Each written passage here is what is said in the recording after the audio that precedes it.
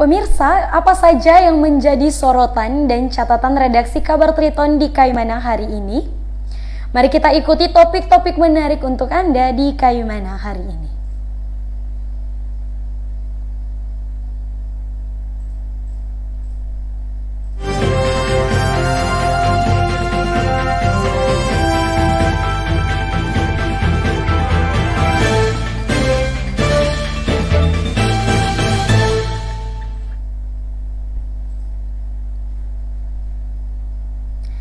Pemirsa, sidang pra-peradilan kasus dugaan korupsi dana bantuan sosial Bansos Haji mulai digelar di Pengadilan Negeri Kaimana sejak 2 hari terakhir. Sidang kedua yang berlangsung pagi tadi, yakni penyerahan duplik tanggapan dari termohon, dipimpin oleh Hakim Tunggal Dinar Pakpahan SHMH. Sidang akan dilanjutkan Kamis besok dengan agenda pemeriksaan saksi dan bukti surat serta dokumen lainnya. Sidang lanjutan kasus dugaan korupsi dana bantuan sosial Bansos Program Haji yang digulirkan oleh pemerintah selama 2 tahun anggaran, yakni tahun 2011 dan 2012 lalu, kini memasuki tahap pemeriksaan saksi.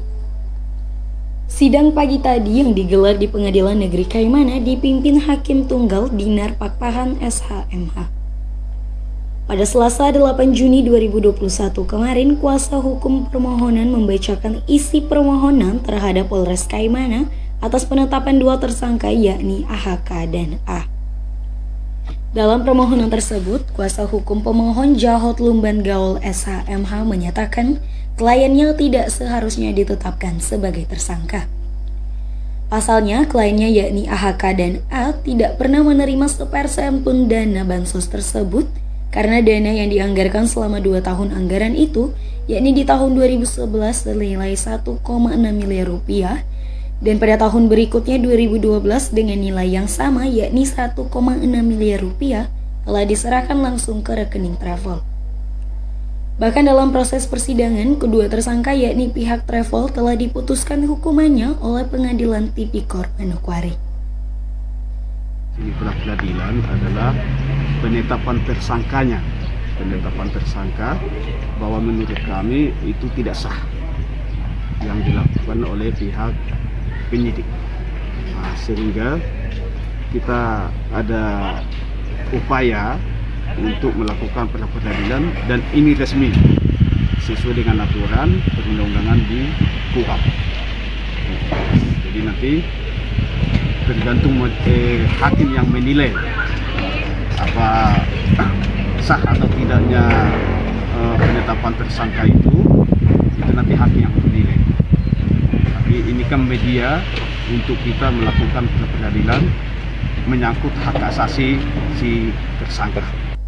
Seperti yang diketahui, dana Bansos Haji selama 2 tahun anggaran yang dikucurkan oleh pemerintah Kabupaten Kaimana diperuntukkan bagi pemberangkatan sebanyak 40 calon jemaah haji ke Tanah Suci. Namun akibat adanya persoalan keabsahan paspor menyebabkan sebagian besar calon jemaah haji tidak jadi diberangkatkan.